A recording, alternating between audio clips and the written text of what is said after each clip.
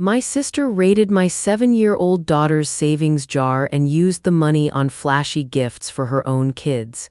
They deserve it more, she told my daughter. My parents sided with my sister. I didn't make a scene, I did this. 3 hours later, her life started falling apart. My name's Cassidy Blake. I'm 35 years old. The family reunion felt less like a party and more like a stage for my younger sister, Amber Blake. The sun beat down on my parents' backyard, making the air thick with the smell of scorched hot dogs and freshly cut grass. Kids were shrieking in the pool and uncles were clustered around the grill, but all the real energy, all the attention was focused on Amber. She glided across the lawn in a white sundress that seemed to repel every stray blade of grass, her arms laden with crisp, glossy shopping bags. She was a celebrity tossing favors to her adoring fans, a queen dispensing treasures to her court. She just returned from her first term at a prestigious acting academy in London, a trip I was bankrolling, and this was her victory lap. She presented a new set of golf clubs to my dad, Richard Blake, who clapped her on the back with a booming laugh. She gave my mom, Carol Blake, a silk scarf in a shade of blue that made her eyes sparkle. Cousins got headphones, aunts got designer wallets. Each gift was presented with a little story about how she'd thought of them while strolling through some chic London neighborhood. It was a masterful performance. Her final stop was my 7-year-old daughter, Maddie Blake. Maddie was sitting quietly on the porch steps, meticulously arranging a line of shiny pebbles. Amber knelt before her with a theatrical flourish, producing a brightly wrapped box. "For my favorite niece," she cooed, her voice loud enough for everyone to hear. But Maddie didn't move. She didn't reach for the box, didn't gasp with excitement. She just stared at it, her small hands frozen over her pebbles. That stillness was my first clue. It was a familiar, protective stillness, the same kind I used to retreat into as a child when I sensed a trap being laid. My parents beamed from their lawn chairs. "Look at that, Cass," Dad said, his voice thick with pride. "Your sister is so generous." The gift, when Maddie finally unwrapped it, was a pair of flashy sneakers with glowing soles. They were 2 sizes too big. A prop.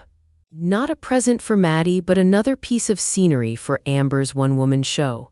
Later, away from the noise and the suffocating performance, I found Maddie in her old bedroom at my parents' house. She was sitting on the floor by her bookshelf, her back to the door. The afternoon sun cast long shadows across the faded unicorn wallpaper. On the bottom shelf, where it always sat, was her special savings jar. It was a huge glass pickle jar she'd decorated with painted stars and glitter glue, a testament to years of careful saving. But something was wrong. It was empty. The usual dense collection of folded bills and heavy coins was gone. The jar, which was always stuffed so full you could barely see through the glass, was now just a hollow, transparent shell. It was always full, a proud collection of birthday money from grandparents, allowance she'd diligently earned, and cash from small chores for neighbors. Every dollar she'd ever saved was in that jar. My heart began to beat a little faster. "Maddie, honey, where's your money?" I asked, keeping my voice softer than the alarm bells screaming in my head. She didn't look at me. She just picked at a loose thread on the rug, her shoulders hunched. She whispered the words so quietly I almost didn't hear them. "Aunt Amber said good kids help family." The air left my lungs. "What do you mean?" "She needed to borrow it," Maddie mumbled, finally looking up at me. Her eyes were glassy with unshed tears. "She said it was for an emergency for the party, to help her." Maddie knew the total to the penny. She had a little ledger where she tracked every deposit. $1,651.26. Amber had come into her room before the party, before I'd even arrived, and had shamed her into it. She'd told Maddie that it was just a loan, that being a good family member meant helping out when someone was in a bind. But the devastated look on my daughter's face told me she knew it was a theft. Amber had weaponized my daughter's kindness, stolen her sense of security, and then handed her a pair of useless sneakers as a hollow replacement. In that moment, the weight of every favor I'd ever done for Amber, every loan that was never repaid, every time I'd tightened my own family's budget to fund her whims, it all crashed down on me in that quiet, sun-drenched room. I found Amber by the pool laughing with our cousin, Jenna Grant. The setting sun cast an orange glow on the water and she looked like a movie star holding a glass of wine, completely at ease. I felt a cold calm settle over me as I walked toward her. I didn't want to make a scene, that was her territory, I just wanted the truth. I touched her arm gently and asked if I could speak to her for a moment. She followed me to the side of the house near the overgrown lilac bushes. Her smile didn't falter for a second. "What's up, sis?" "The money, Amber, Maddie's money." She waved a dismissive hand, the diamond on her ring catching the light. "Oh, that. It was an emergency. I needed to make a good impression today, you know, it's all about image." Her tone was light, as if she were talking about borrowing a cup of sugar. She insisted it was a family investment in her future, that Maddie was happy to help. She had the audacity to tell me that it was good for Maddie to learn about sharing. "She's 7, Amber. You took all of her savings." "Don't be so dramatic," she said, her smile finally tightening at the edges. "It's just money. I'll pay her back when my career takes off. This is what family does. We support each other." But this wasn't support. This was a violation. She hadn't just stolen from my daughter, she'd stolen her trust, her pride in her own hard work. She'd used emotional blackmail on a child to fund a spectacle. This was the final straw in a lifetime of final straws. I didn't raise my voice. I didn't cry or yell or list her past transgressions. I just looked at her, and for the first time, I think she saw that something inside me had fundamentally changed. I turned without another word, walked back to the porch where Maddie was still sitting, and took her small hand in mine. We walked past my smiling, oblivious parents, straight to our car, and left the party without saying goodbye. That night, after I finally got a devastated Maddie to sleep, I sat at my laptop in the silent house. The only light was the cold blue glow of the screen, illuminating the details of the special account I'd set up for Amber. It was the account for her London dream. It held $40,000. It was money I had scraped together over 2 years, pulling from our own savings, cutting back on vacations, telling my husband it was a solid investment in my sister's future, a way to finally get her on her feet. I remembered all the paperwork I'd signed, the endless forms and legal agreements. I wasn't just the money source, I was the co-signer on her chic London apartment, the financial guarantor for her tuition payments. My name, my credit, my reputation were on the line for everything. I was the safety net, and she had just lit it on fire. With 3 clicks of the mouse, I initiated a wire transfer. The process was sterile, impersonal. I watched the progress bar fill, and with a quiet chime, every single penny of the $40,000 moved from that joint account back into my private savings account. My heart was beating steadily. There was no hesitation. Next, I logged into the housing portal for her London flat. It was a clunky website with a bad logo, but I found the section for financial guarantors. There was a link, withdraw as guarantor. I clicked it.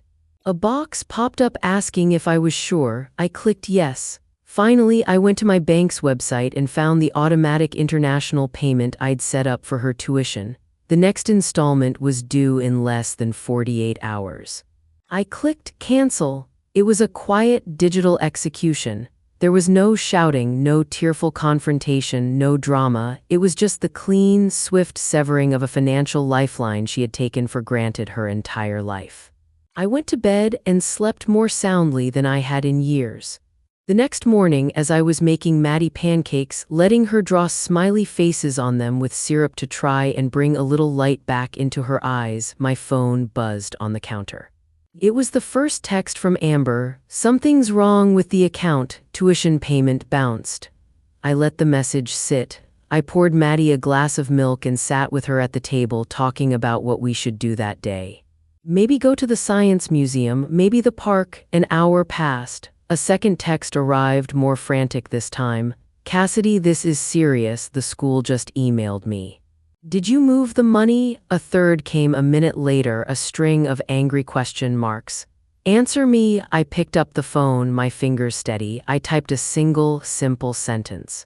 "The money is no longer available." I didn't offer an explanation. I didn't mention Maddie's jar. I just stated a fact. Then I put my phone on silent, grabbed our jackets, and took Maddie to the park. The lack of explanation was the point. I wasn't going to get into a screaming match over the phone. I wasn't going to justify my actions. I was simply done. For my entire life, I had explained myself, managed her feelings, and catered to her needs. No more. The silence was my answer. It was a language my sister, who thrived on noise and drama and attention, would have to learn to understand. I pushed Maddie on the swings higher and higher, and for the first time in a long time, I felt a sense of peace. By lunchtime, my phone, which I'd left on the kitchen counter, was ringing. My husband answered it, then handed it to me with a raised eyebrow. "It's your mother," he mouthed. I knew it was coming. I took the phone and walked into the other room. Her voice was a familiar blend of confusion and command, the tone she always used when she was about to tell me I'd done something wrong. "Amber is hysterical," she said, skipping any greeting. "She's beside herself." "What on earth did you do?" I explained it calmly, as if I were describing a business transaction. "Amber took $1,651.26 from Maddie's savings jar. So I took back the $40,000 I had set aside for her school." I laid it out as a simple equation of cause and effect. There was a moment of sputtering on the other end of the line. My mom's response was immediate disbelief, followed by indignation on Amber's behalf. "You're ruining her entire life over a few dollars. It's just money, Cassidy. She's your sister." The old, tired refrain, "It's just money." It was never just money when I was the one working overtime to save it. It was never just money when it was coming out of my daughter's future. She told me I was being selfish and cruel. That Amber was on the verge of her big break and I was pulling the rug out from under her out of jealousy. She never once asked how Maddie was doing. She never acknowledged the theft. In her mind, the only crime that had been committed was my refusal to keep funding the Amber show. The family dynamic was a carefully balanced ecosystem, and I had just disrupted it. I was the reliable one, the fixer, the endless resource. By turning off the tap, I had thrown everything into chaos. I let her talk, then I stated my one and only condition. Amber needs to repay Maddie directly in cash, and she needs to give her a real, sincere apology. Until that happens, all of my support is withdrawn, permanently. I ended the call while she was still in the middle of a sentence, a lifetime of hanging on her every word, of waiting for her approval, finished in a single, satisfying click. 2 days later, my parents' car was in my driveway. They hadn't called first. They never did. They operated under the assumption that my home was simply an extension of theirs. They walked in without knocking, my mom leading the charge with a strained, placating smile plastered on her face. It was her "let's all be reasonable" smile, which really meant, "let's all do what I want." My dad stayed by the door, his arms crossed over his chest, his face a mask of disappointment. It was his signature move, the silent, powerful judgment that used to make me crumble. Mom launched right into her pre-rehearsed speech on family loyalty. "We don't do this to each other, Cassidy," she said, her voice dripping with sorrowful condemnation, as if I were the one who had shattered some sacred family trust. She immediately began to reframe the theft. "Amber borrowed it. You know how she is, a little impulsive, but her heart is good." She spoke of it as a minor misunderstanding, a clumsy mistake, not a calculated act of manipulation against a child. Then, she turned her attention to Maddie, who was trying to hide behind my legs. Mom knelt down, her voice becoming syrupy sweet. "Maddie, sweetie, you know it's important to share, don't you? Especially with family. Your Aunt Amber was just in a little trouble, and it's a wonderful thing to help." "Stop," I said. My voice was low but firm. It cut through her monologue like a knife. "Do not speak to my daughter about this. Maddie didn't do anything wrong." Mom looked up, shocked. I never interrupted her. I cut her off before she could poison my daughter with the same toxic lessons about self-sacrifice she'd taught me. This was their tactic, honed over decades. Ignore the actual offense, minimize the damage, and paint the person holding the boundary as the problem. They weren't here to solve anything. They were here to manage me, to push me back into my designated box so the family's dysfunctional balance could be restored. That balance required me to be the perpetual giver and Amber to be the perpetual taker. But I wasn't falling for it anymore. I stood my ground, my hand resting on Maddie's shoulder. I repeated my one condition, my voice as cold and hard as stone. The money is returned to Maddie with a sincere apology. Only then will we even consider talking. The next evening, Amber showed up, alone. Her car screeched to a halt in front of my house. Her face was puffy and blotchy from crying, but her eyes were hard and resentful. She didn't bother to knock, just shoved the front door open with enough force that it banged against the wall. She was holding a crumpled white envelope in her hand like it was something contaminated. She didn't even look at me. Her eyes scanned the room and landed on Maddie, who was sitting on the couch reading a book. Amber marched over to her. "Here," she snapped, thrusting the envelope at my daughter. "This is your stupid money. Now tell your mom to fix things." It wasn't an apology, it was a transaction. It was a demand for my compliance wrapped in the ugly illusion of restitution. Maddie, startled, took the envelope but didn't open it. She just clutched it in her small hands and looked at me, her eyes wide with confusion and fear. This angry, demanding woman was not the fun, dazzling aunt she knew. I stepped between them, physically shielding my daughter. "That's not good enough, Amber." She finally whirled on me, her mask of composure shattering completely. "What more do you want from me?" she shrieked, her voice cracking. "I gave the money back. Are you happy now? Are you happy that you've completely destroyed my life?" The dam of her self-pity broke. Her husband, Derek Collins, had been calling her nonstop. The school was threatening to cancel her student visa. The beautiful fantasy she had constructed was crumbling around her, and in her mind, it was all my fault. She spun around and stormed out, slamming the door so hard a picture frame rattled on the wall. I waited until the sound of her car tires peeling out had faded. Then I gently took the envelope from Maddie. I looked inside. It was full of cash, probably begged or borrowed from our parents. It was repayment, but it contained not a single shred of remorse. The boundary held. Derek, Amber's husband, called me later that night. He sounded completely wrung out, his voice thin and exhausted. He and Amber had 2 kids, my nephew Noah Collins and my niece Kayla Collins. He started by asking me what was really going on. Amber had apparently told him I'd had some sort of jealous meltdown and cut her off financially for no reason at all, jeopardizing her entire future out of spite. I decided in that moment to stop protecting her. I told him the simple, unvarnished truth. Amber took over $1,600 from our 7-year-old daughter to fund the gifts she gave out at the party. There was a long, heavy silence on the other end of the line. When he finally spoke, his voice was hollow. What? He hadn't known. She had told him the money for the gifts was a bonus from a small acting job she had landed, another lie in a web of them. He asked if she'd been asking me for money. I told him yes, for years. I admitted that I had funded her entire dream, paying for her tuition and her apartment. That's when he told me his side of the story. They were drowning in credit card debt. The flashy lifestyle, the expensive gifts, the constant stream of new clothes she paraded on social media, it was all financed with debt he hadn't even known the extent of. The story Amber had sold to everyone, including her own husband, the successful, generous, up-and-coming artist, was a complete fabrication. He was only just beginning to see how deep the deception went. He thanked me for being honest with him, for finally telling him the truth. It was the first time in this entire, ugly mess that I felt like I wasn't completely alone. The pressure was building not just on Amber, but on the entire fragile structure of the life she'd built with other people's money and my silent complicity.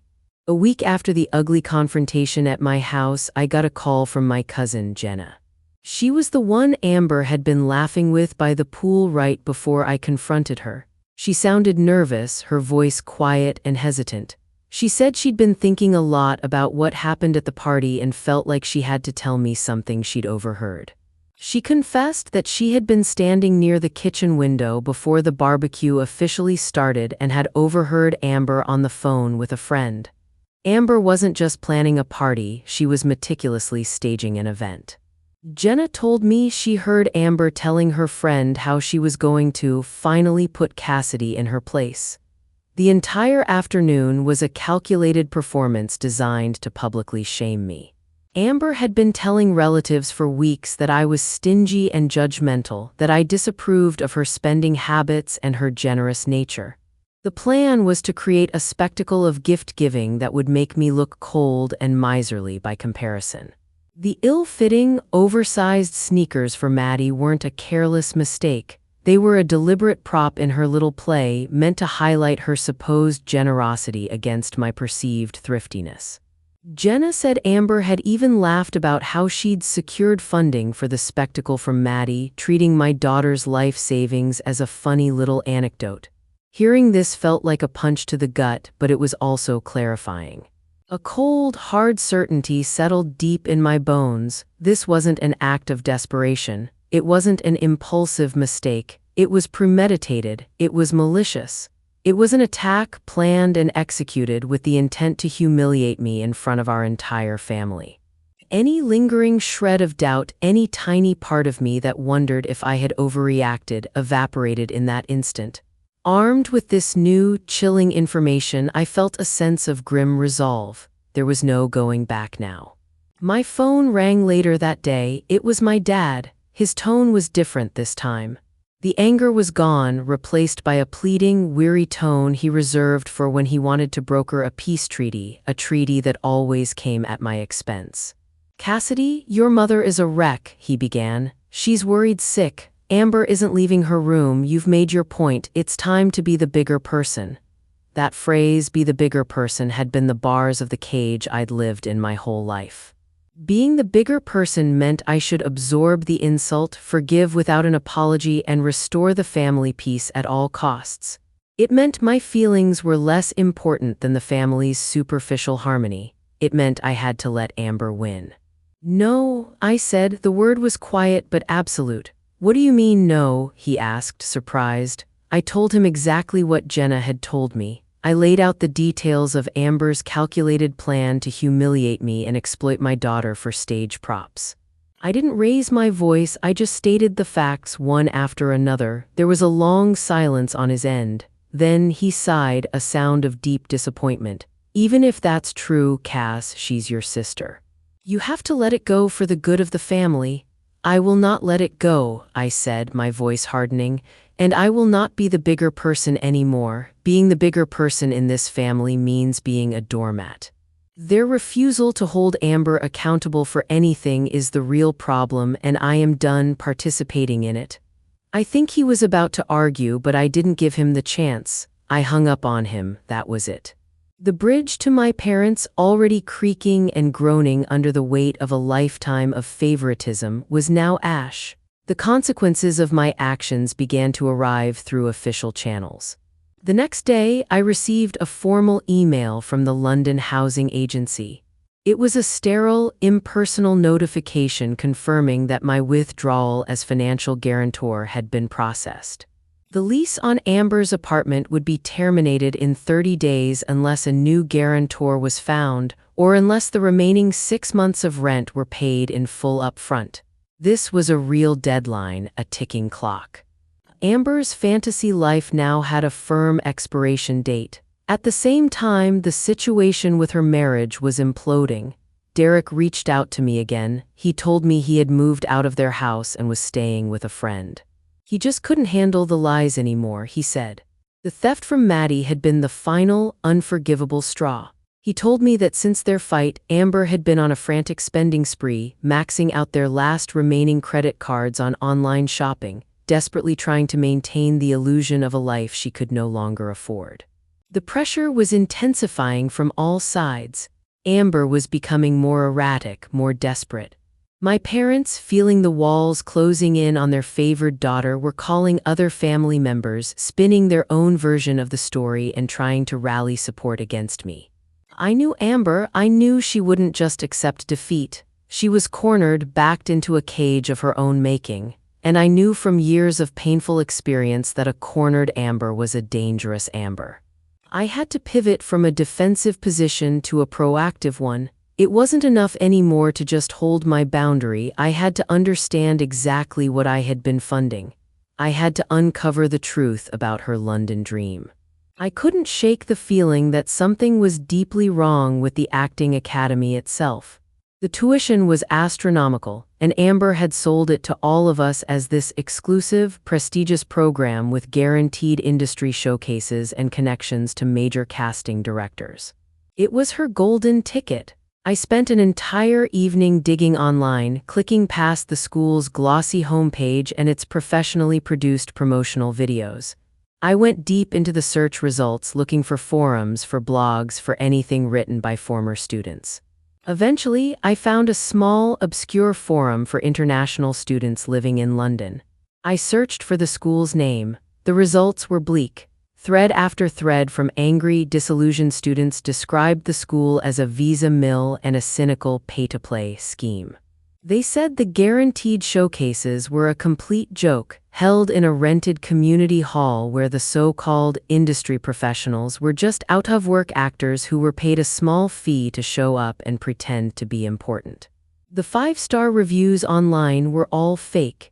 The impressive headshots of successful alumni on their website were just stock photos. The entire institution was a mirage, a predatory business designed to prey on the hopes and dreams of aspiring actors with more money than sense. The $40,000 I had saved, the money I had sacrificed for, wasn't an investment in my sister's future. It was just fuel for a fantasy poured into a machine designed to exploit people like her. My stomach churned with a mixture of rage and shame. I had been a fool. This discovery changed everything. My quiet revenge was no longer just about the money Maddie lost or the public humiliation. It was about the truth. I had been complicit in a lie, and my enabling had fed a system of deceit that went far beyond my own dysfunctional family. Sifting through the angry forum posts, I found a link to a blog post written by the furious parent of a former student. He detailed their entire nightmarish experience, complete with copies of misleading emails from the school. At the bottom of the post, he'd left his contact information. My choice was suddenly crystal clear. I could keep this information to myself, let Amber's life implode on its own and feel grimly satisfied. Or I could expose the entire charade. Exposing it would mean escalating the war. It would give my family more ammunition to call me vindictive and cruel. They would say I was trying to destroy Amber, but staying silent felt like being a co-conspirator. It meant letting the lie continue, not just for Amber but for every other student they duped into funding their scam. I picked up my phone and dialed the number from the blog. A man with a tired voice answered. I introduced myself and said, "I think my sister is a student at the same school that took your son's money. Can you tell me everything?" This was the point of no return. I was no longer just building a wall around myself and my daughter. I was gathering the stones to tear another one down. The parent on the other end of the line, a man named Mr. Harrison, was more than willing to talk. He was practically vibrating with righteous fury. He'd lost nearly $60,000 on the school for his son, and he was eager for an ally. He spent an hour on the phone with me, then sent me a folder full of documents. Copies of misleading brochures that promised things the school never delivered, email chains with administrators who became hostile when questioned, and a list of contact information for 5 other families who had been similarly scammed. He told me they had tried to organize and take legal action, but the school had threatened them with expensive lawsuits, claiming they were committing slander. As I listened to his story and looked through the evidence he sent, I knew exactly what this would cost me. Any remote possibility of a future reconciliation with my parents would be gone forever. They would see this not as an act of justice, but as a declaration of total war against their daughter. Amber would never, ever forgive me. In her story, I would forever be the evil sister who not only cut her off financially but actively, maliciously destroyed her dream, however fake that dream might have been. I would be alienating myself from my entire extended family, who would only ever hear my parents' carefully crafted version of the story. But the cost of inaction felt higher. It meant teaching Maddie that when you see a lie, when you see someone being cheated, you look the other way to keep the peace. It meant teaching her the same lesson that had kept me trapped for 35 years. I thanked Mr. Harrison and told him I would help. I would contact the other families. I accepted the profound isolation that I knew would come with this fight. My goal was no longer just about protecting my daughter and my own finances. It had expanded. It was now about a systematic dismantling of a tower of lies. First, Amber's false image as a successful artist. Second, the predatory school that had enabled and profited from her fantasy. I needed to get this information to the one person who still had a significant financial and emotional stake in Amber's lie, Derek. I spent the next hour compiling everything, the most damning forum posts, the link to Mr. Harrison's blog, a summary of my call with him, and the school's fake marketing materials. I put it all into a single, password-protected online folder. This wasn't just about getting revenge on my sister anymore. It was about justice for the truth. I composed an email to Derek. The subject line was simple. The truth about the London school. In the body of the email, I wrote only 2 sentences. You deserve to know where the money went. I included the link to the folder and the password. My revenge was no longer silent. It now had a voice and it had evidence. Amber's retaliation was swift and it was vicious. She couldn't fight me on the facts, so she came after my character with everything she had. She and my mother launched a coordinated and brutally effective phone campaign to every aunt, uncle, and cousin in our family tree. The story they spun was a masterpiece of victimhood and deflection. They told everyone that I was consumed by a lifelong jealousy of Amber's talent and that I had snapped now that she was on the verge of success. They whispered that I had a history of mental instability, that this whole thing was some kind of psychotic break brought on by stress. They completely twisted the story of Maddie's money, claiming that Maddie had offered it to Amber as a sweet, supportive gift, and that I, in a fit of rage, had cruelly forced Maddie to take it back just to punish my sister.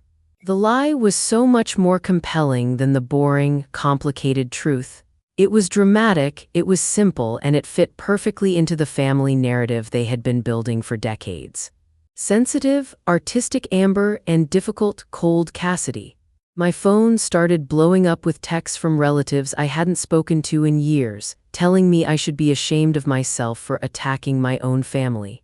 Any allies I might have had, anyone who had been neutral, were now firmly on Team Amber. The smear campaign quickly escalated from private phone calls to public humiliation. My mother, who barely knew how to post a photo on Facebook, suddenly became an expert at writing vague, passive-aggressive statuses designed for maximum impact. She posted things like "betrayal from those you love most cuts the deepest" and "praying for a troubled family member who has lost her way." Amber, for her part, posted a tearful, artfully lit selfie. The caption was a long, rambling paragraph about how her dreams had been shattered by unimaginable cruelty, but that she was a fighter and would rise from the ashes. The response was immediate and overwhelming. Dozens of relatives flooded the comments with heart emojis and messages of support for Amber, telling her how strong and brave she was. Then my aunt, my mother's sister, posted a candid picture of me from the barbecue. It was an unflattering shot where I was squinting in the sun, looking stressed and angry. The caption read, "A picture says 1,000 words." It was a public shaming, a digital witch hunt. They were systematically isolating me, making sure everyone in our extended social circle saw me as the villain of the story. I didn't engage. I didn't comment or post a rebuttal or try to defend myself. But in the court of family opinion, my silence was taken as an admission of guilt. Derek's response came like a clean, cold strike. 2 days after the smear campaign went public, my phone buzzed with his name. When I answered, he sounded different, more steady, less raw. "I read everything you sent," he said, "and I hired someone to go through our accounts." He explained it as if he were narrating boring paperwork, but there was an edge beneath his calm I'd never heard before. He'd hired an accountant who specializes in untangling messy finances, the kind of person who finds the small, ugly things people try to hide. I stood in the kitchen, one hand on the counter, hearing the hum of the fridge as if it were an audience. Derek told me what the accountant found. Amber had been opening credit cards and running up balances without telling him. Some of the cards were in his name, some in both their names. Charges were rerouted, payments missed, balances rolled over into new debt. There were transfers that didn't add up, purchases in places she'd never been. The gifts at the barbecue, the flashy clothes, the rented props, they weren't being paid for with success. They were being paid for with lies. "He's filing," Derek said, and the syllables landed heavy in my chest. "He's filing for divorce, and he's asking for primary custody of the kids. He's done pretending." I closed my eyes and let the words settle. I'd expected anger, maybe pleading, maybe a broken voice blaming me for breaking Amber's dream. Instead, I felt a quiet, almost relieved recognition. For the first time, the consequences of her choices were visible to someone who mattered to her. Derek thanked me for sending the files. He said he hadn't wanted to see Amber humiliated, but he couldn't live in her fiction any longer. There was a long pause. "Cass, I'm sorry you've been stuck being the responsible one," he said. "I'm sorry it took this long." I didn't know what to say. Relief and guilt braided together into something tight in my throat. His move changed the playing field. He had stepped out of Amber's protective fog and started to pull the curtain back. It felt like a small, necessary justice and like a grenade tossed into a house I'd once thought safe. When Amber's life fell apart, it made a new battleground in my parents' house.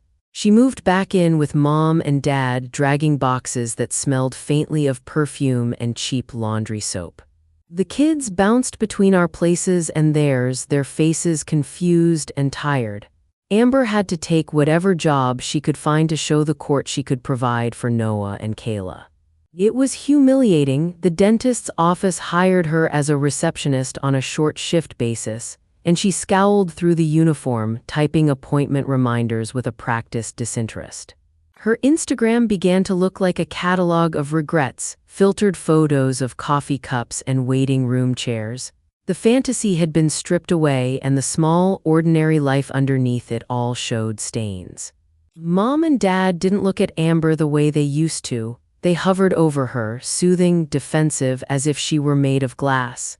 And when they came to pick up the kids, their faces would flicker with a hard, blinking hurt that they blamed on me.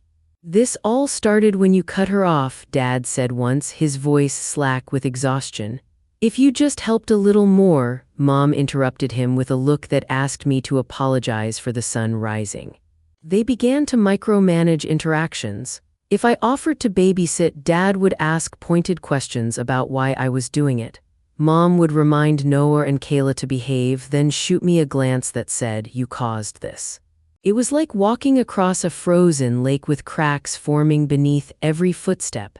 Every smile I offered to the kids was followed by a whispered accusation from a relative or a curt text from my mother. They were trying to shrink my role, to turn me into a dangerous figure whose kindness had to be monitored so Amber could stay the fragile center of their universe. Their suspicion made everything harder. I found myself measuring how I touched Kayla's hair, what I said to Noah, timing visits like they were minefield crossings. It felt cruel and ridiculous to have to prove that my help wasn't a threat. But I learned to give small, steady things: an evening of pancakes, a movie on rainy days, homework help that ended with warm cookies. I wanted the children to know consistency, not performative affection. Still, the constant monitoring, calls from Mom asking when we'd hand the kids back, texts from Dad reminding me of the approved window, turned even small acts of care into acts of political strategy. Amber's mess had created a new front line, and my every move was under surveillance. Then the war crossed a line I hadn't thought possible. I was at the sink rinsing a mug when a man's voice came through on my office phone like a cold gust. He introduced himself as Mr. Chen from a local bank and said he needed to verify an application they had on file for a $20,000 personal loan. He read details: My name, my address, my date of birth, things that belonged to me like a signature on a birth certificate. My stomach dropped. I told him I hadn't applied for any loan. He sounded polite but concerned.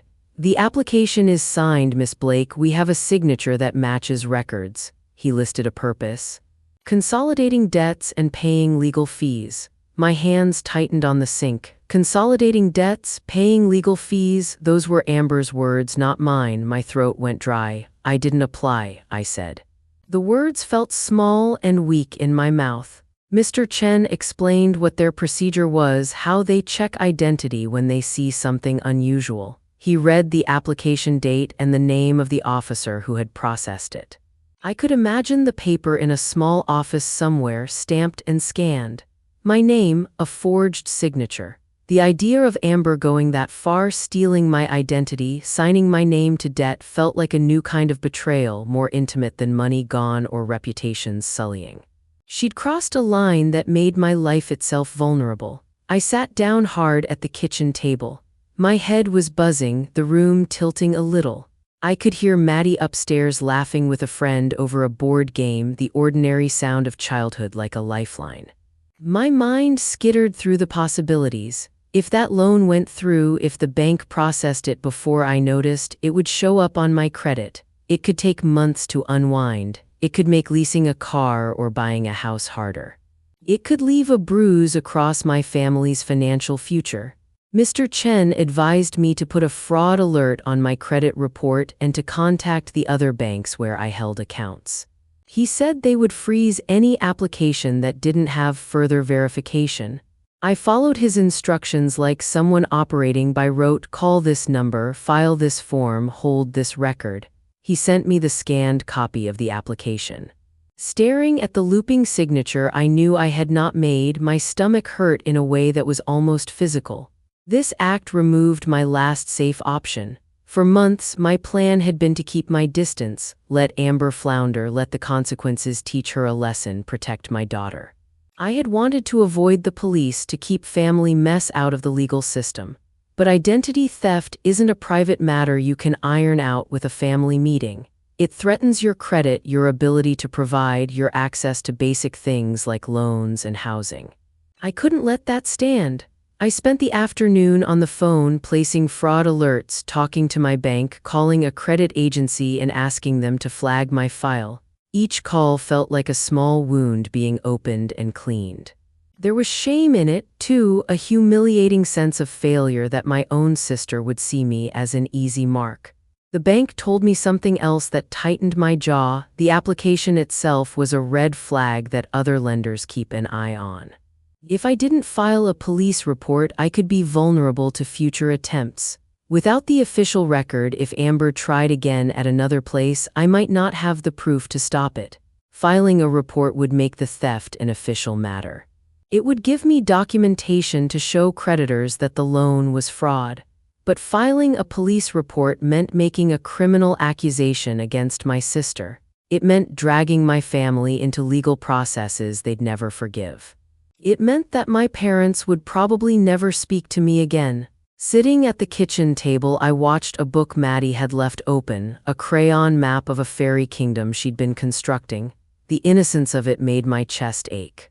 I thought of all the subtle ways I'd been sacrificed for Amber: my time, my money, my pride. Identity theft felt like a final, obscene escalation. My choices were being stripped away, my life had been trespassed on. I found myself picturing a timeline: the jar emptied, the 40,000 returned, the lease canceled, Amber's marriage dissolving, and now a criminal line crossing into our lives. If I didn't act, it could creep further, infecting credit records and leases and future decisions. The bank's fraud department warned me one more time that afternoon. Until I filed a police report, there was only so much they could do. They could flag the application, freeze processes, but legal protection required official documentation. The ticking element I'd felt since canceling the tuition payment accelerated. It was no longer about Amber's housing or her career's expiration date. It was about my own security and the safety of everything I'd worked for. Filing meant a collision I had tried to avoid. Not filing meant leaving my family exposed to continued theft. The choice was cold and sharp, like standing on an edge. I made a decision there at the kitchen table, the mug forgotten, the house settling into evening quiet. I would give Amber one last chance to make this right before I marched into the police station. I'd asked Mom for a family meeting the night before. I would keep that date and bring the bank's application, the evidence of the forged signature, and the copies Mr. Harrison had sent. I would ask for a confession. I would ask for repayment in front of them, for a tangible apology, and if they refused, I would file the report. The risk was monumental. They could double down. They could say I'd fabricated everything. They could brand me the villain who targeted her daughter, but the alternative terrified me more. I couldn't let Amber have the freedom to act like whatever she wanted had no consequences. Not when my daughter's money had been taken, and not when my own identity had been used like an instrument. I picked up the phone, placed one more call to Mr. Chen to confirm the details, then stared at Maddie's drawing of the fairy kingdom until the shapes blurred. The clock on the stove ticked loudly in the quiet kitchen, and every tick felt like an advance of something irreversible. I rehearsed the meeting like someone rehearses a speech before a big presentation, only this one had everything at stake. I gathered the loan application with the forged signature, printed copies of the forum threads and Mr. Harrison's emails, and the bank's scanned note that had started the whole fraud alarm. I arranged them in a neat stack the way I used to line up Maddie's crayons when she was little. Order calmed me. I wrote down the key points on an index card. The amount stolen from Maddie, the $40,000 I had pulled back, the lease termination, and the loan application with my forged name. Short, clear facts. No screams, no pleas, just proof I didn't tell Mom everything. If I did, she'd have warned Amber, and Amber would have had time to craft another lie. I wanted them to see the evidence with their own eyes, to watch the story fall into place in the living room where she'd humiliated me. The risk was enormous. They could still turn on me. They could accuse me of making the whole thing up. Amber could lie so convincingly that it would sound like truth, but if I didn't try, I'd be letting the theft and the identity fraud slide.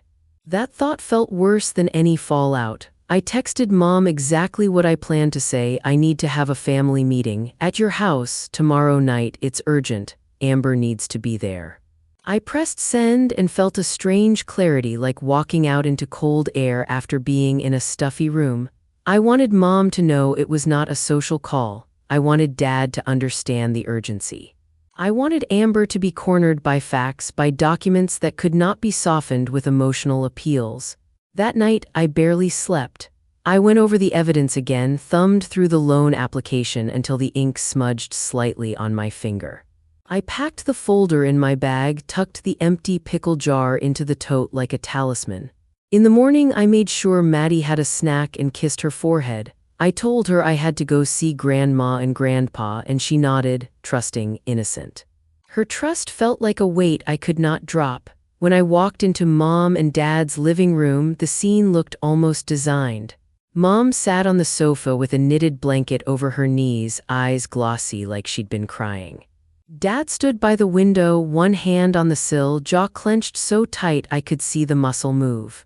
Amber was there, tidy, hair pinned in a way that made her look smaller and wounded. She had on one of those quiet, performative faces people use when they want sympathy. The air smelled faintly of lavender and the lemon cleaner Mom always used. It felt like stepping into a stage light. I set the folder on the coffee table and sat down. I didn't want to shout. I wanted them to see the documents and make the choice in front of me. I opened the folder, slid the loan application across the table, and pointed to the signature. I did not sign this, I said. My voice was steady. I pulled out the bank email confirming their verification call and the list of charges and transfers Mr. Harrison had sent.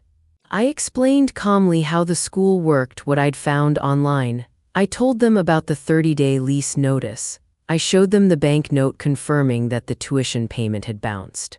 I watched their faces as the facts stacked up like a pack of cards, slowly revealing a pattern.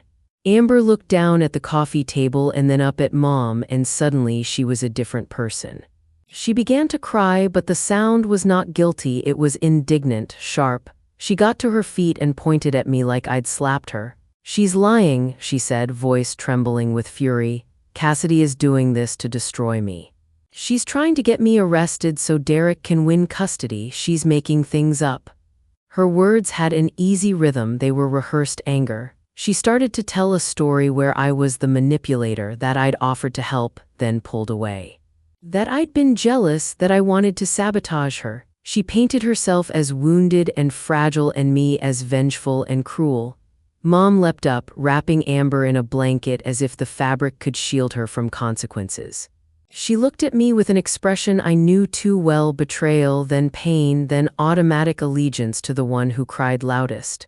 Dad didn't look at the papers I'd laid out, he looked at me. "How could you?" he said, voice raw. "How could you come into our house and threaten your sister like this?" His finger jabbed toward me as if the motion could push me out the door. I felt the room tilt. The evidence I had spent days collecting was sitting between us on the table, but both Mom and Dad chose the story that required the least discomfort. Amber's performance had already done its work. She'd learned how to take the spotlight and bend it around her like a cloak. I looked at the loan application again, the looping signature that was mine but not mine, and felt something cold and awful unspool inside me. They weren't just ignoring facts, they were choosing a lie because it was easier than facing their daughter's faults. My dad stepped closer, his face unreadable beneath the soft living room light. He said words that hit me in a place I thought I'd healed. "We raised you better than this," he said, shaking with anger. "You're supposed to be the one who keeps the peace." Mom's hand was on Amber's shoulder, cradling her head. Amber had the look of a hunted thing, and my parents had circled the car. They were not asking questions, they were forming an accusation. It was my old wound, the one that had driven so much of my life. No matter what I did, no matter how plainly I spoke, my truth found no purchase in them. In my family, the story that made the most comforting sense would win, even if it ripped someone else apart. I felt all those long years of being the steady one, the one who covered for mistakes and smoothed over chaos, condense into a single sharp ache. My chest tightened, an old familiar collapse. I had spent decades cutting myself small so others could look big. Now they called me the problem. Dad's face hardened. "Get out," he said, voice low and certain. "You're not welcome here until you apologize to your sister." The sentence landed like a verdict. Mom echoed it with a look that made forgiveness conditional on my confession. Amber wept into the blanket and looked at me with a hatred so fierce it was almost tenderized into pity. The people I had expected to see reason had not only refused, they'd made me the villain and wrapped their daughter in victimhood. I rose, hearing the blood in my ears like distant thunder. The room seemed suddenly too loud. The tick of the clock on the mantel sounded like a metronome counting down a life I was losing. I walked to the door, my fingers numb, the folder heavy in my hand. Mom called after me in that voice she used when she wanted to sound soothing but meant to control. "Cass, please come back when you can be reasonable." Her plea was a trap. Reasonable had always meant accommodating Amber, surrendering my anger and my proof at the altar of the family's peace. I stepped out into the August heat, and the sun hit my face so hard it was like someone had slapped me awake. I could feel the stain of their looks on my skin. I drove without a destination in mind, the streets blurring past, my hands gripping the steering wheel as if steadying myself could hold back the weight of what had just happened. My throat felt raw, my mouth tasted like metal. I had come into that house looking for a reckoning. I left it with more brokenness than before. Amber had turned every piece of evidence into an accusation against me. My parents had chosen their daughter's story over their other child. It was the same story that had echoed through my childhood, the sacrificial sibling, the one who gives until there is nothing left to give. I pulled into my driveway and sat in the car for a long time, the engine ticking gently as it cooled. The house was quiet except for the hum of the refrigerator and a distant sound of a cartoon playing through Maddie's closed bedroom door. I thought of the empty jar on my kitchen counter, the painted stars flaking away at the edges. I thought of all the times I had swallowed my own feelings so that family could breathe easier. The isolation pressed in like a physical thing, heavy, relentless, almost impossible to move. When I finally walked through the front door, the ordinary sounds of my life came at me like a lifeline. Maddie was at the kitchen table, a small heap of crayons spread like a fan in front of her. Sunlight striped across her hair where it fell over her cheek. She looked up when I came in, and her face lit in a way that held no judgment, only the simple curiosity of a child. She stood and gave me the tightest, most honest hug, arms wrapped around my waist, little palms pressing hard. For a moment the sharpness dulled. She had something to show me. She pulled a small jar from under the table and set it carefully between us. It was not the big pickle jar anymore, it was a thrift store jam jar that fit her hands. A tiny padlock dangled from a string tied around its neck. Beside it sat a little spiral notebook where she had written entries in the best 7-year-old handwriting. July 12, weeded neighbor's garden plus $5. July 15, washed dad's car plus $3. She had started a ledger, meticulous and proud, and she had drawn a little star beside every entry. My chest warmed in a way that felt like healing. The ledger was not a ledger of money alone, it was a map of recovery.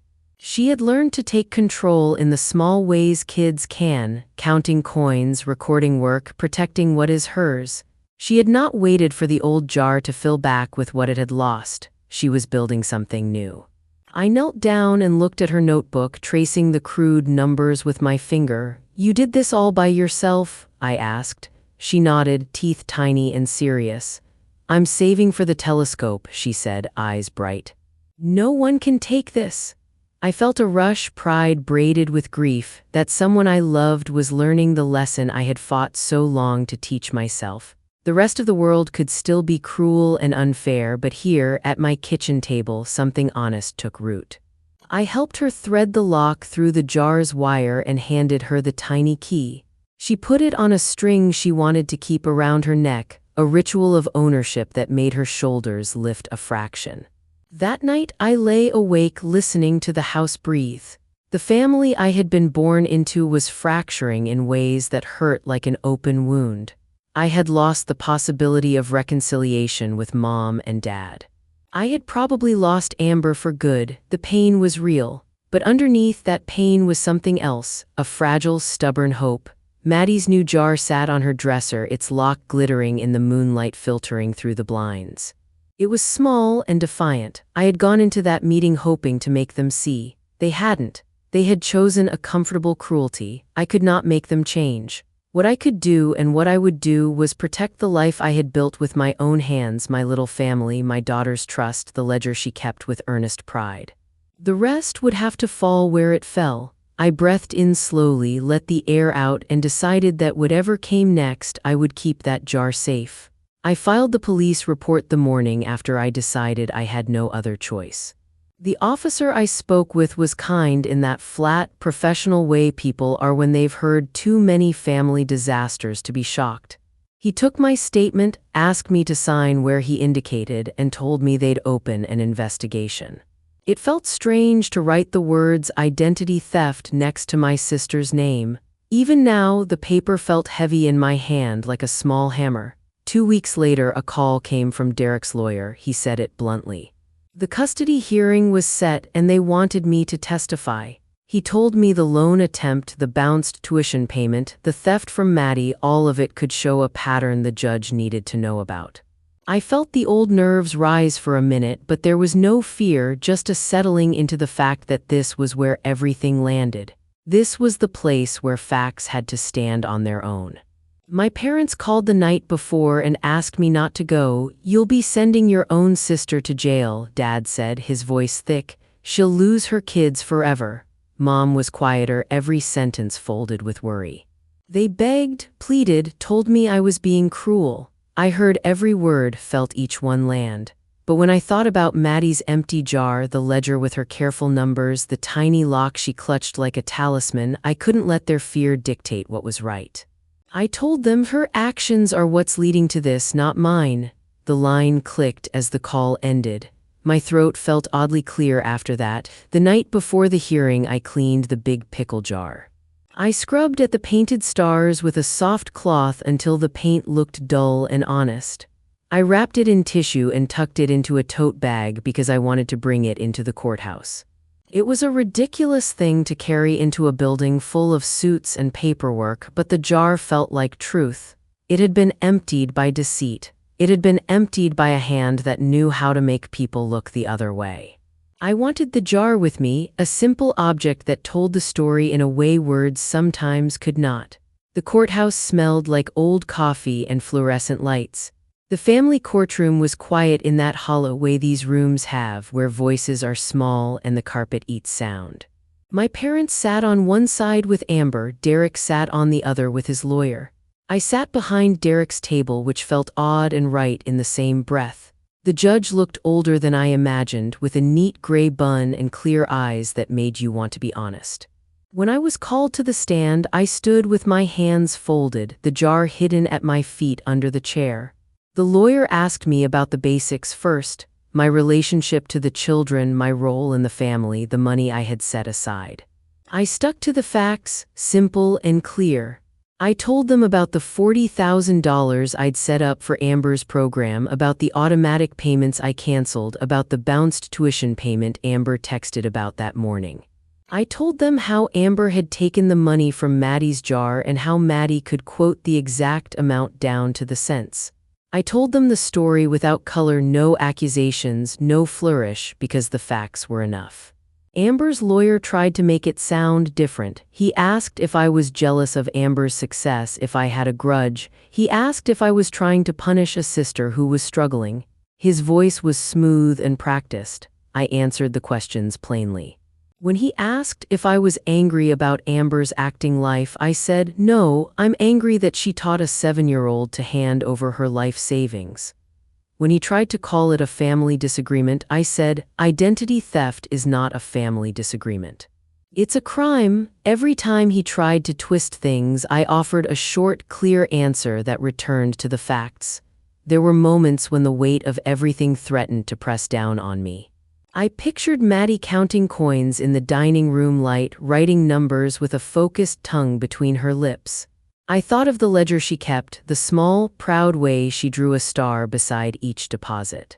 I thought of the nights I stayed up balancing our household budget to make sure we could keep a roof and save a little. Those images steadied me. I kept breathing. I kept the facts simple.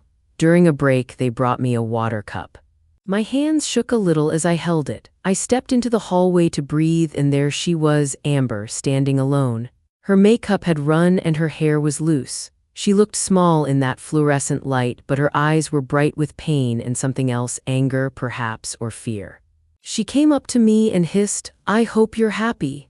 There was a rawness in her voice that made me look at her without anger. I held up the wrapped jar in my hand. It was the empty jar, the one she'd taken from Maddie. The painted stars were chipped, but it was still unmistakably the same. "This was Maddie's," I said, keeping my voice soft. It held $1,651.26. It represented years of her work. "You took it?" My voice didn't rise. I tapped the jar like a small witness. "You didn't just take money, Amber, you took her sense of safety." She glared at the jar like it had stung her. "You're making this about me," she said. She tried to grab the jar from my hands, but I stepped back. "Let's not do this here," she whispered, throat tight. I saw then that this fight wasn't about spectacle or winning. It was about consequences that could not be dressed up with a sad face and an apology. The judge returned and we finished the hearing. I felt tired in the bones, like the hours had been slow and stacked. The decision, when it came, was quiet and final. The judge granted Derek primary physical custody of Noah and Kayla. He said the court had to consider stability, who provides steady care and who could manage their lives without risking sudden financial shortfalls or legal problems. He noted the pattern of behavior that had been laid out: the loan attempt in my name, the identity problem, the missing money. He placed weight on things I had not wanted to be the deciding factor: the welfare of the kids. Amber was granted supervised visitation. She collapsed into a soundless sob in the courtroom that made the hairs on my arms rise. Mom and Dad stared at me across the aisle. Their faces were carved with shock and a kind of fury that was almost frightening. In their eyes, I could see the story their minds had written, the sister who broke her family, but I also saw a flicker of something else, a dawning, horrible realization that their shielding had not kept their daughter safe. My sadness then was sharp, but it did not feel like regret. I left the courthouse with the jar in the tote at my feet, its glass warm from being carried. The air outside felt bright and unfair, like sunlight poured over an open wound. People walked past in the busy downtown rhythm, oblivious to the small catastrophe that had just been resolved in a quiet room. I felt a strange mix of relief and grief. The judge had made a choice that valued the children's future. For that, I was grateful, but the cost was heavy. The family I grew up in lay in pieces behind me. In the months that followed, a new normal settled in like a slow tide. Amber moved into a small apartment above a laundromat. She took the receptionist job at the dentist's office because her lawyer told her she needed to show stable income for the court. She wore a name tag and answered phones, sitting under fluorescent panels that did not flatter her. Her Instagram photos dwindled to small, honest moments: a mug of tea, a waiting room chair, a selfie without filters. The court required supervised visits for Noah and Kayla. The kids' time with their mother became scheduled, observed, safe. Dad and Mom did not speak to me the way they used to. They still picked up the kids sometimes, and I saw them at a distance when I had the children over. They looked older, lines around their mouths, a hesitance in the way they greeted me now. There were a few strained conversations, polite and brief. They told me they were worried that family was broken, that things had gone too far. I heard it, but the space between us was a gap I could not bridge on their terms. They had chosen a story that made their lives easier, and I could not live inside that fiction any longer. Derek became the steady presence he had always been when he spoke to me now on the phone. He brought Noah and Kayla over every other weekend and sometimes on Wednesdays when school released early. He taught Noah how to tie his sneakers properly and helped Kayla with math homework that looked too hard for her age. I found myself enjoying the messy, noisy life of hosting them, Lego pieces littering the floor, dinners that needed reheating, bedtime stories where Dad performed all the silly voices. He thanked me often in small ways that mattered, a text that read, "Thanks for being here," or a quick, exhausted hug when the kids ran in the door. Amber was paying down debts in a way that felt like watching a slow, steady burnout of old lights.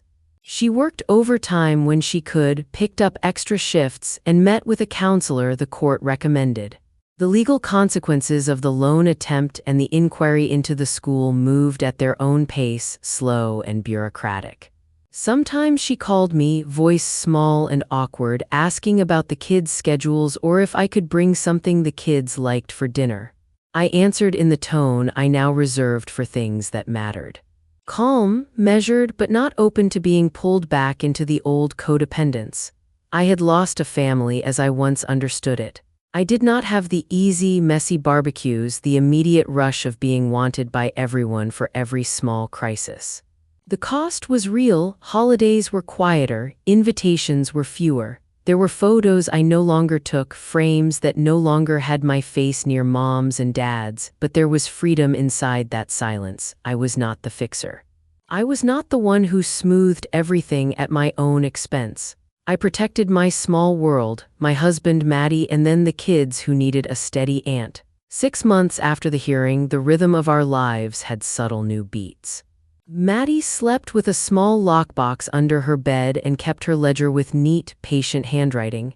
She no longer counted coins under the suspicion someone might take them. She saved and wrote and felt pride in numbers that were hers. Noah and Kayla came over on alternating weekends and ate pancakes with too much syrup and argued about whose turn it was to pick the movie. We baked cookies and built forts and ran in the sprinkler and practiced reading aloud.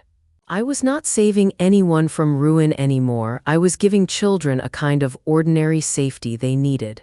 Sometimes I thought of the empty pickle jar and the day it first revealed the pattern that would change everything. I thought of the way the jar had looked in my hands in the courthouse hallway, like a small, blunt truth that refused to be prettied up. I thought of the cost, the loss, the steady ache of being cut out by people you love. But I also thought of the peace that came from finally placing an honest boundary and seeing what it protected. The family that remained was smaller and quieter, but it was healthier. I could sleep without the constant, tight worry that something else would be taken. I had wanted for a long time to be the bigger person. What I learned was that being the bigger person can sometimes mean drawing a line that keeps your child safe. It can mean choosing hard consequences so the harm stops. It can mean losing the approval of the ones who think protecting a favorite is worth all the cost. In the end, sitting at the kitchen table as my daughter read aloud and my nephews built with wooden blocks, I felt a tired, careful joy.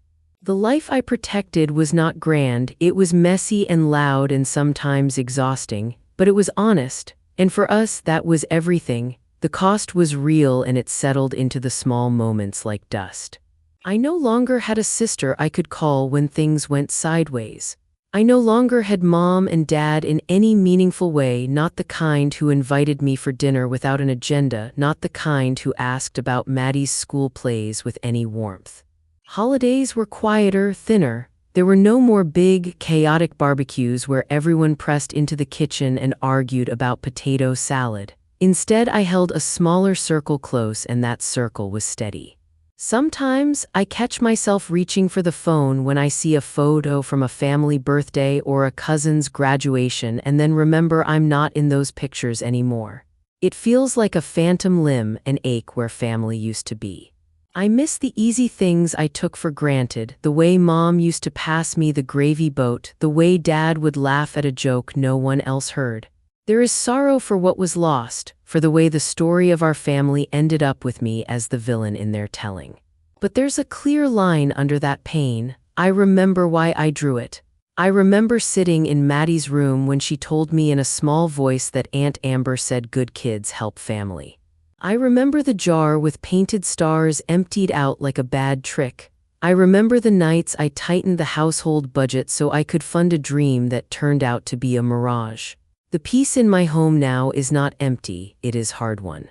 The quiet is a relief, not a void. Losing a family is a price I would pay again to protect my daughter's safety and her sense of worth.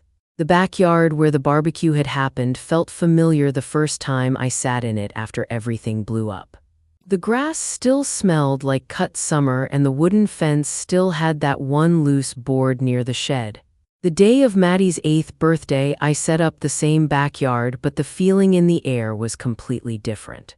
There was no crowd to impress, no one waiting for a show. Just a few of her friends laughing with their knees tucked under them on folding chairs, sticky with cake. We didn't give her flashy toys meant to dazzle a room. Her big present was a day at the Science Museum, tickets, a simple picnic, and a promise to see the planetarium. When she opened my small box, she found a lockbox with a key wrapped in ribbon. Her face lit up because it was hers, not because it signaled anything to anyone else. Noah and Kayla came down the driveway, each holding a small paperback they'd pooled for a book about space. They handed it to her with shy grins, like the kind of treasure only kids can make seem priceless. The little things mattered, the warmth of sunscreen on shoulders, the scrape of paper plates, the way the kids all crowded around a light-up model of the solar system and argued about who could find Jupiter first. No one recorded a staged video, no one took a posed photograph to chase likes. It was messy and ordinary and perfectly honest. Amber's gifts had been shiny and empty props. This day was a small, steady demonstration of real love. As I watched Maddie press her forehead against Kayla's as they read the first page together, I felt something settle inside me. I had chosen the hard thing, and in that backyard under a plain blue sky, it felt worth it. Sometimes protecting your family means drawing a line no one else will. If you've ever had to make a hard choice to stand up for what's right, share your story in the comments below. Don't forget to subscribe for more stories like this one.